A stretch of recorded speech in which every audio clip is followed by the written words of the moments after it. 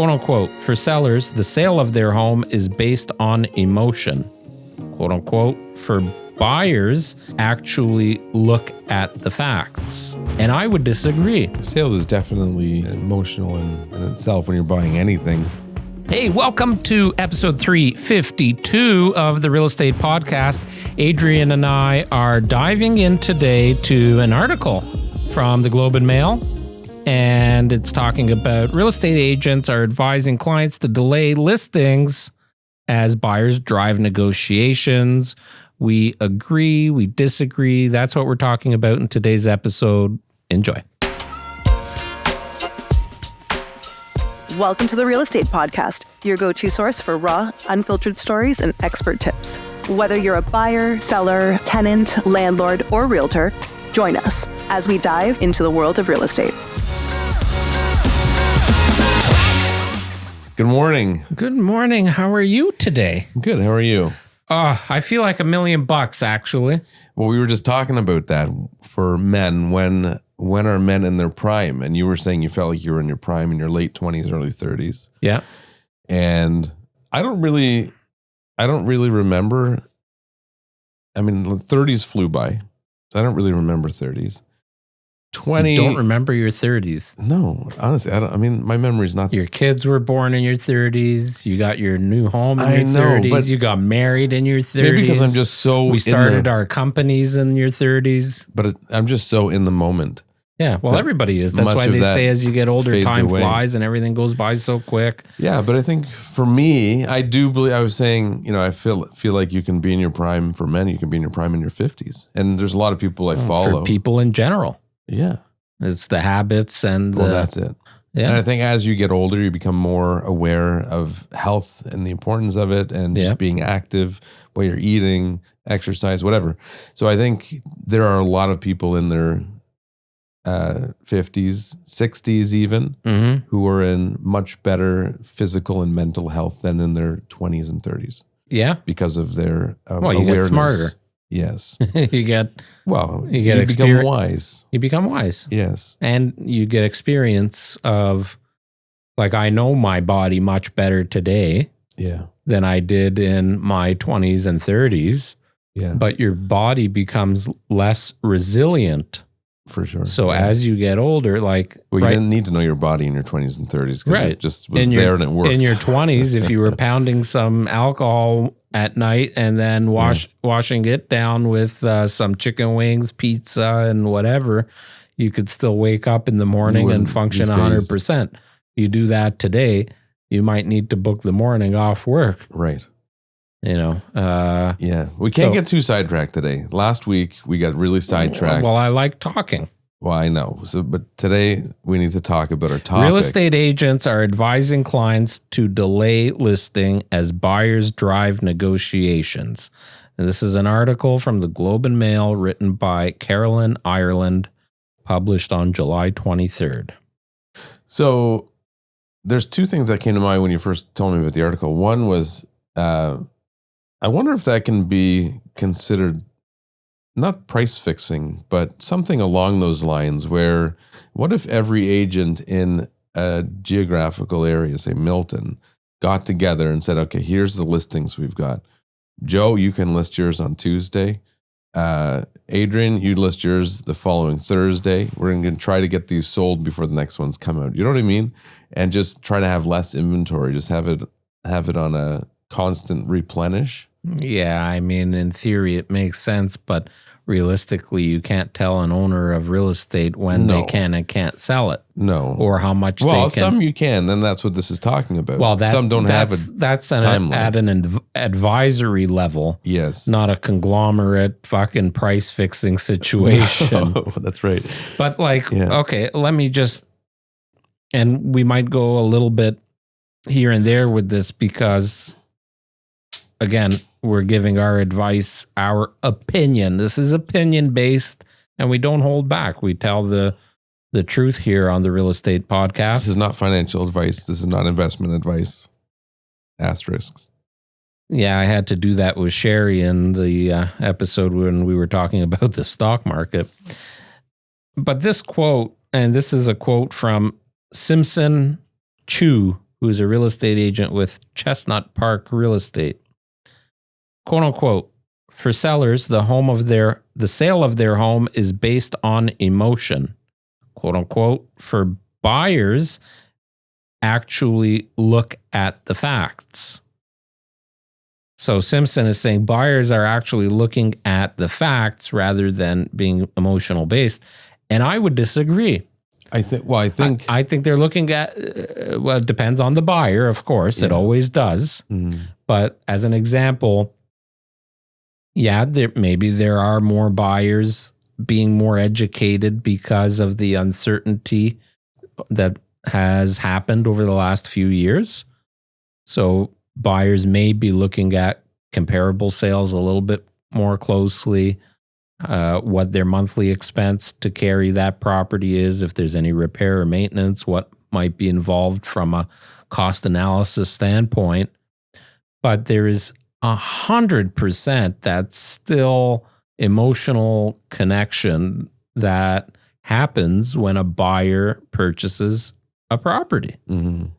Buyers will always be more invested mentally, financially, and emotionally with a home that smells good, that is nicely decorated, that is clean, well-maintained.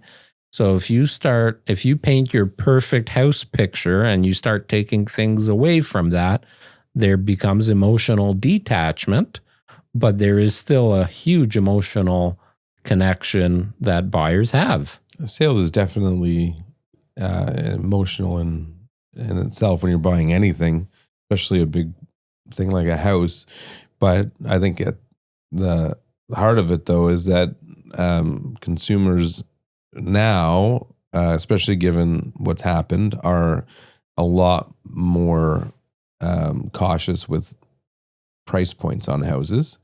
Well, that's what the next paragraph or a couple of paragraphs forward say. Some are willing to make an offer, but they anticipate prices will be lower in the months to come. And they make that view clear to the homeowners in negotiations. Right.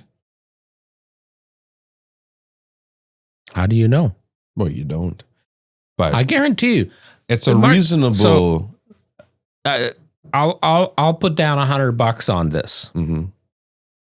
I'm not going to give a date or a timeline, but there will be a point in the not too distant future. It might happen this year, might happen next year, probably not this year. Might happen next year, not next year, very likely the year after. There will be a point in time where the dam bursts. And you won't have time to catch up to it. So you're going to see a spike in real estate prices, demand soaring, and inventory depleting all very quickly. It's not all doom and gloom. It will happen again. It will. It's inevitable. It's like any market. It's going to have its moments. Right. But it's going to be a blip because the government doesn't want to see the market go the way it has in the past. They want to maintain affordable housing. So if it becomes unaffordable, they're going to raise the rates again. I like you use the word blip. Toronto residents who have seen prices on an upward trajectory with only some short-term blips since 1996 find that mindset hard to understand. So now the blips are just reversed. Right. It's a downward trend with occasional blips upwards. Right. But at some point, that blip raises the median price. But just for a short period of time. I think it's going to rate if we see that dam burst and the median price goes up. I think you'll see it kind of elevate just overall prices for an extended period of time. That's my opinion based. Yeah, opinion based. I don't remember what our predictions were for the year. I'd have to go back and look. I think we revised them, and we were originally a little bit more optimistic, but based on the experience we've had. When we talked in December on the podcast? Yeah, and then I think we revised them early in the year. But I don't know if we made an official revision. I believe we did. We had an opinion. It was an opinion. Well, it's all opinions. So just to address the person saying that agents are advising clients to wait until September, I don't think the market's going to be any different in September. I think if everyone is advising their clients to wait until September, you're going to have more inventory in September. Now, guaranteed you're going to have more buyers, not guaranteed, but most likely you'll have more buyers in the fall. That's typical. You get a lot of people right now who are away. Doesn't make it a bad market right now. It just means you have maybe fewer showings, but more serious buyers, people who are sticking around to find a house. And then in the fall, if the normal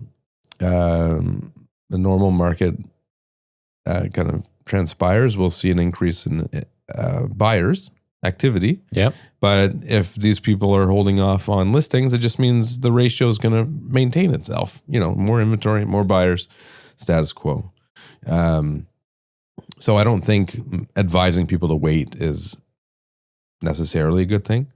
It depends on why they're selling. Yeah. So you're referring to Suzanne Lewis, who's a real estate agent with Bosley Real Estate.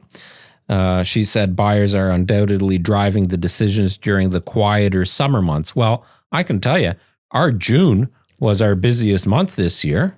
Yeah. And then in some cases, she's advising sellers who don't have an urgent need to sell to wait until September to launch a property onto the market. Well, it depends on the property there, Suzanne. If you've got a home with a beautiful backyard and a pool, I'd want to be showcasing that before the long weekend and saying, hey, you can have this before Labor Day. So, Well, we had a client in January or December, I think it was January, and they had a rural property with a pool, nicely landscaped. And there wasn't much selling at the time, so I really didn't know the market. But the value assessment that we had put on it then was much higher than when the opportunity came to list it in the spring. Mm-hmm. So, which goes contrary to what she's saying, is wait until, we said wait until the spring. She's saying wait until the fall. We went into that with the same expectations, but unexpected to us, the market was much lower at that point. Although, again, there were very few to no sales, so it was hard to gauge value at that time. And by the time the spring came around, there was some sales, some comps that we could use to get a more accurate valuation, and it was significantly less than we had hoped for. Now, I don't think they would have been able to sell in the winter months either, certainly not for what they expected. But there's no way of knowing. And it could be just this agent, if there is no urgency, then they know it's not hot right now, so why list? And they're banking on it being better, but they could be wrong. And I have clients now who are under the impression that, let's be a little bit more aggressive with our pricing today, get it sold in the summer because we see the trending downward. So let's get ahead of the trend. There's and sell one for more easy money. way to sell real estate. Give it away. You price it below what it's actually worth. Yeah. And why would you do that? Well, you would do that if your prediction is that the value will be less in the coming months. Yes. Or you need to sell the real estate, so you have to make it attractive. So the question now is, in August, is the price in September, October, November going to be higher or lower? That's a great question, Adrian, and I'm glad you brought this up. What is your opinion? My opinion is that it all depends on where the property is located and what type of property it is. So it's not a very generic or general answer to that question, because as an example, if you're asking me if the value of a 2-bedroom, 2-bath, 1,000 square foot condo in Halton region will be worth more in October than it is in August, my answer to you would be no, it will not be. However, if you ask me if a 3-story freehold townhome that is nicely maintained, doesn't require a lot of money injected into it, somebody could consider it a move-in ready home, will a home like that potentially be worth more in December, January, February than it is in August? My answer would be, I believe it will be. Okay. I don't know that I do. See, opinion based.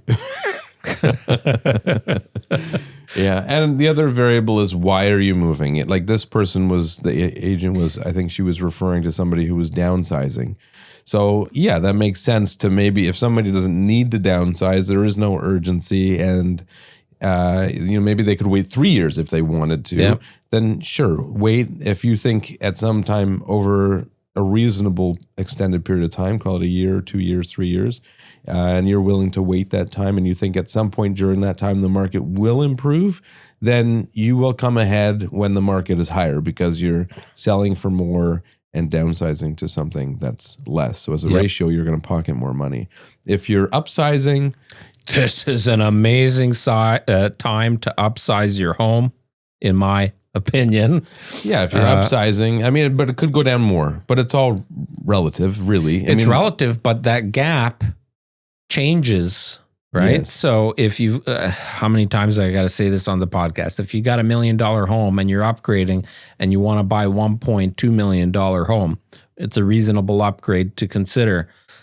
So if the market as a whole on average is moving, if it moves 10%, and your home is now worth 1.1, that home you're considering purchasing is now 1.32. So you've just added an extra $20,000 of appreciation because of that higher purchase price. Right.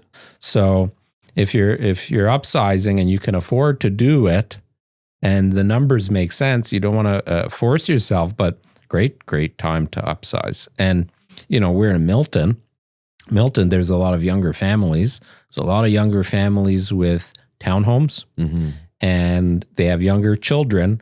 You are going to need more space, or definitely want more space, and you don't have to go crazy. There's a lot of great options like 1,800 to 2,000 square foot single car garage detached homes.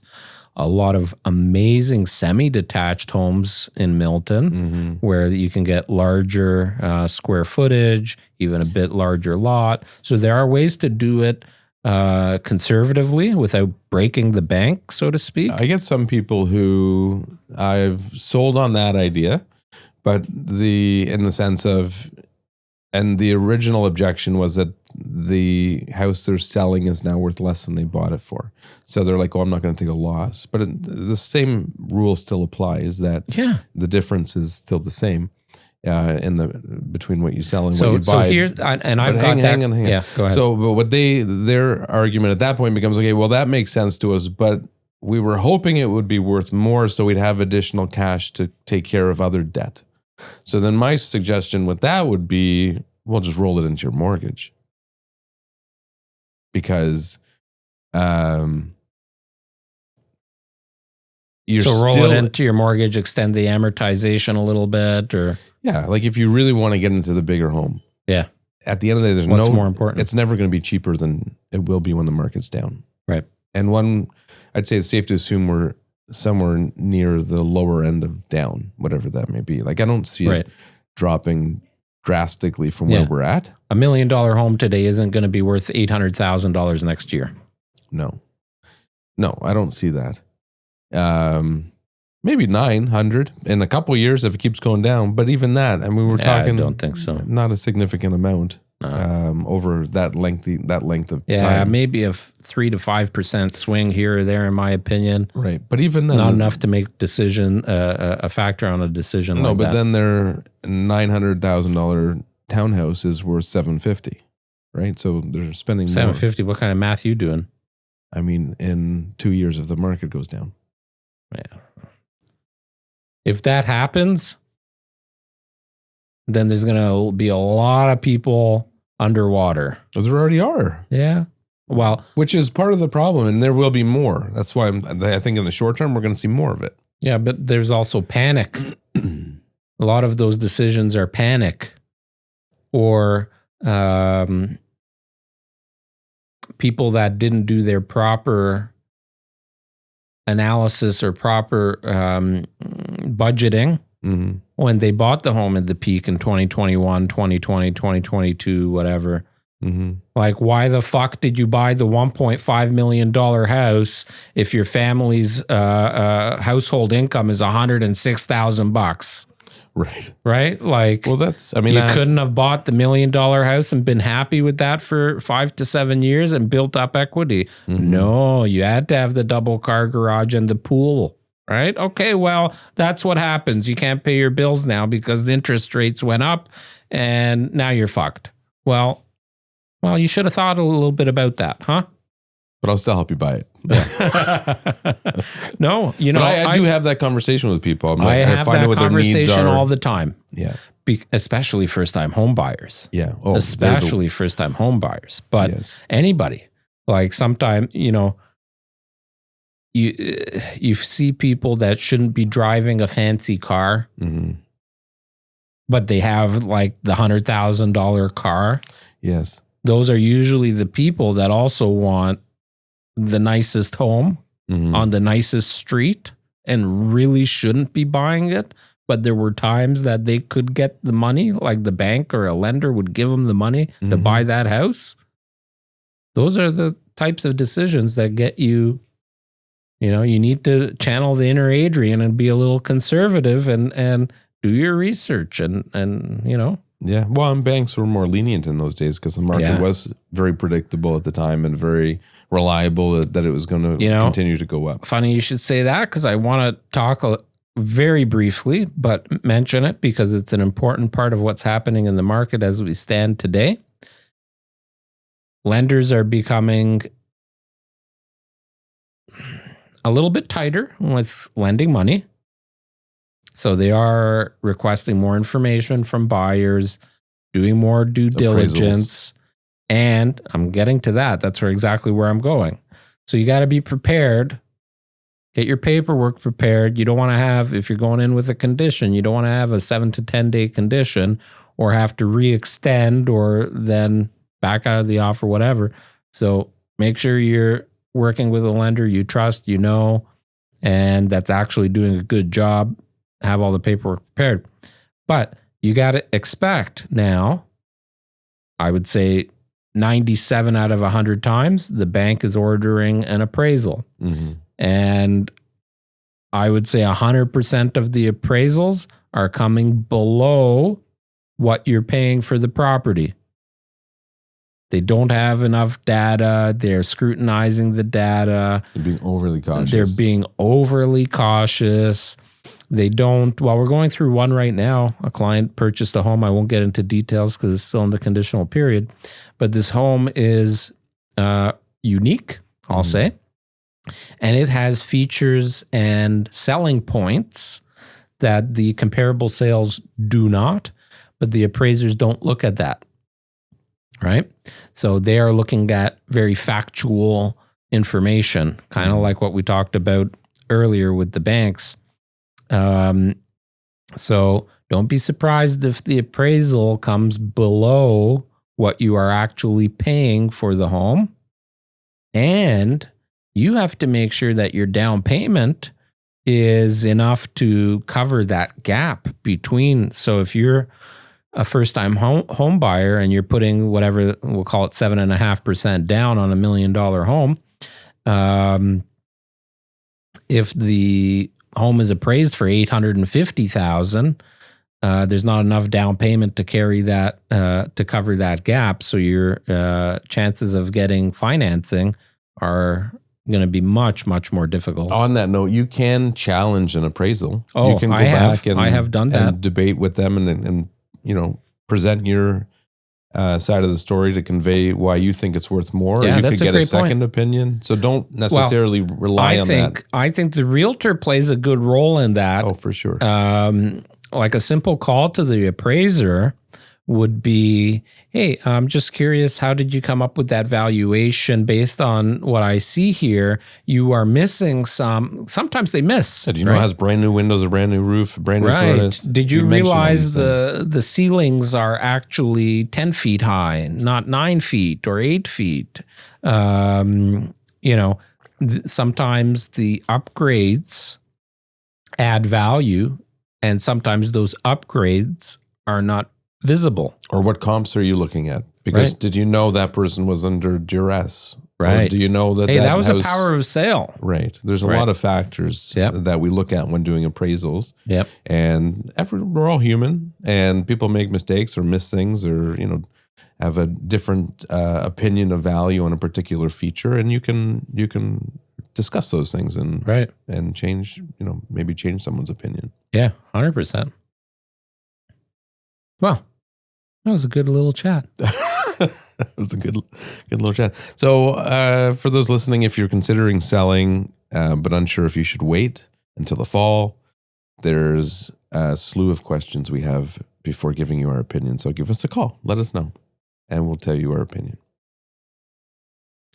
Thank you for listening to the opinion-based real estate podcast. We'll see you next week. It sounds like we got sued and we're being overly cautious. Yeah, well, I did get sued. Yeah. Oh, by the way, did you know that case isn't closed? It stays open for 5 years. Oh, interesting. Yeah. So it was not. It was inconclusive. Well, it sounds like they gave up. The plaintiffs gave up, and because they got no leg to stand on or whatever. No, he told me not to talk about it, so I'll shut up now. Okay. Bye. Thank you so much for listening or watching the Real Estate Podcast, episode 352. Let us know what you think, what your comments are. Show us some love, subscribe and like, and we'll see you next week.